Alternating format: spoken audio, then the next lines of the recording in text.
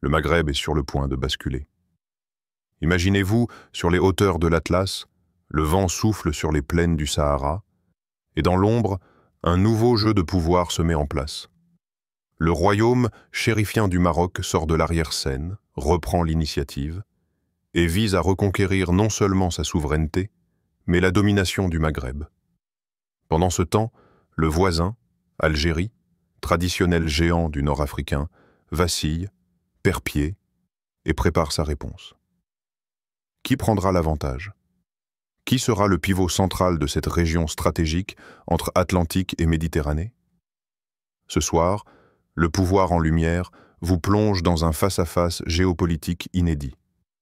Préparez-vous à découvrir les coulisses d'une lutte d'influence, d'argent, de ressources et de prestige. Restez avec nous jusqu'à la fin, car la conclusion va vous surprendre.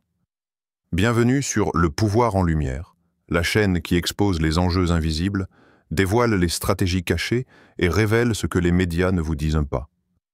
Ici, nous abordons la géopolitique avec intensité, urgence et clarté. Aujourd'hui, nous nous intéressons à un duel silencieux mais redoutable. Le Maroc contre-attaque et le Maghreb tout entier pourrait être redessiné. Vous allez voir comment Rabat manœuvre, comment Alger réagit et comment l'équilibre régional pourrait changer. Avant d'entrer dans le vif du sujet, pensez à vous abonner, activer la cloche pour ne rien manquer et laisser un commentaire dès maintenant. Selon vous, qui dominera le Maghreb? Nous lisons tous vos commentaires. Pour comprendre pourquoi ce moment est crucial, il faut remonter aux racines du conflit. Le Maghreb, littéralement le couchant de l'arabe, regroupe les royaumes et les États d'Afrique du Nord, avec des histoires mêlées de colonisation, de dynasties, de frontières tracées par d'anciens empires. Le Maroc et l'Algérie portent chacun un héritage puissant. Rabat avec sa dynastie alaouite et son ambition atlantique, Alger avec son rôle de grand acteur post-colonial, riche en hydrocarbures et en influence. Entre eux, la question du Sahara occidental est un point de rupture majeur, marqueur de fierté nationale mais aussi de rivalité stratégique. La fermeture des frontières, les blocs diplomatiques opposés et l'absence d'un bloc maghrébin unifié montrent que le terrain est déjà miné. Pour le spectateur, voici les points clés. Une lutte de leadership régional entre deux voisins puissants et historiques. Une géographie stratégique, accès à l'Atlantique, au Sahel, aux routes africaines. Des ressources et des enjeux externes. Énergie, investissement, influence internationale. Et tout ceci crée le décor de la bataille à venir. Aujourd'hui, le Maroc ne se contente plus d'attendre. Il avance. On peut parler d'une véritable contre-attaque, diplomatique, économique, stratégique. Diplomatie africaine. Rabat mise sur l'Afrique subsaharienne, nouant des partenariats, investissant et proposant un rôle de hub logistique. Par exemple, l'initiative Atlantique visant à connecter les États enclavés du Sahel à l'océan via le Maroc. Énergie et infrastructure. Le Maroc a investi massivement dans les énergies renouvelables, positionnant son territoire comme un acteur stratégique dans la transition. Soft Power and Alliances. Rabat a renforcé ses liens avec les pays du Golfe, a normalisé certaines relations et travaille à s'imposer comme un allié fiable pour l'Europe. Stratégie frontalière. Le Maroc utilise aussi habilement sa proximité avec l'Atlantique et la Méditerranée pour se différencier, tandis que l'Algérie reste plus enfermée sur sa position méditerranéenne. Mais attention, cette offensive comporte des risques. Infrastructures éloignées, Sahel instable, adversaires affûtés.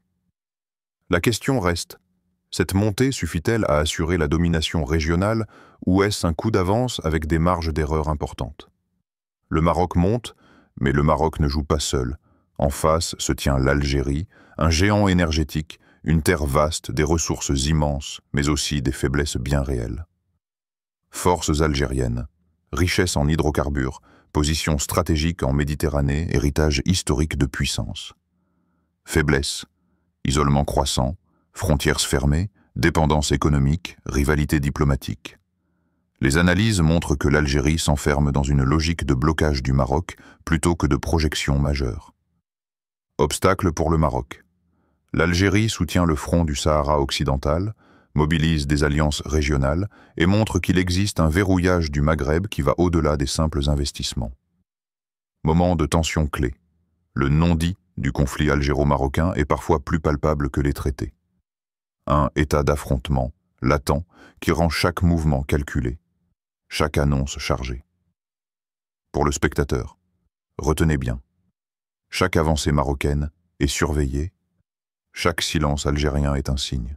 Le terrain est miné de confiance brisée, d'histoire, de ressentiments nationalistes.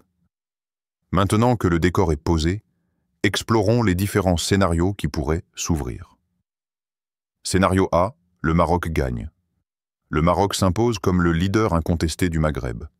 Il consolide ses liens africains, devient un hub énergétique, économique et diplomatique. L'Algérie, peu à peu marginalisée, se replie. Scénario B, l'Algérie se ressaisit. Alger riposte, redynamise son influence, resserre les alliances, mobilise ses ressources.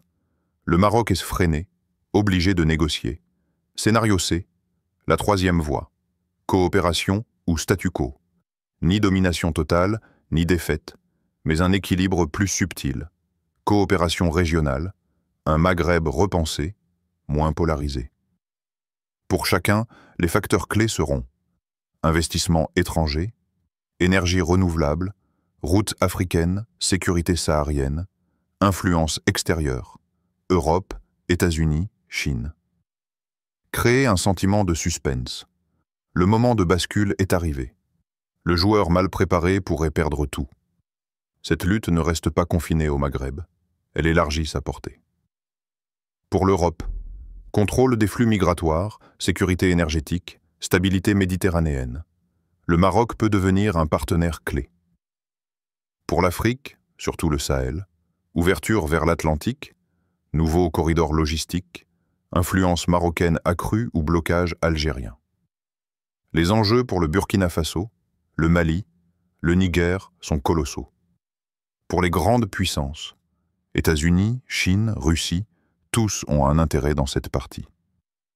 Le Maroc se rapproche de l'Occident, l'Algérie reste un partenaire de la Russie et de la Chine. En d'autres termes, ce duel régional pourrait redessiner les alliances globales. Alors, que devons-nous retenir, vous et moi? Nous ne sommes pas simplement face à une manœuvre diplomatique isolée, nous assistons à la redéfinition d'un espace stratégique. Le Maroc entre en force, l'Algérie résiste, mais l'issue n'est pas écrite. Ce qui est clair, le Maghreb sera bien différent dans 5 ans, et vous? Quel camp voyez-vous gagner? Que peut faire l'Europe, l'Afrique ou même un citoyen pour influencer ce futur? Laissez votre commentaire ci-dessous, partagez cette vidéo, abonnez-vous, activez la cloche. Restez connectés. Dans la prochaine vidéo, nous analyserons la guerre invisible du gaz au-dessus du Sahara. Merci d'avoir été là. À bientôt sur Le Pouvoir en Lumière.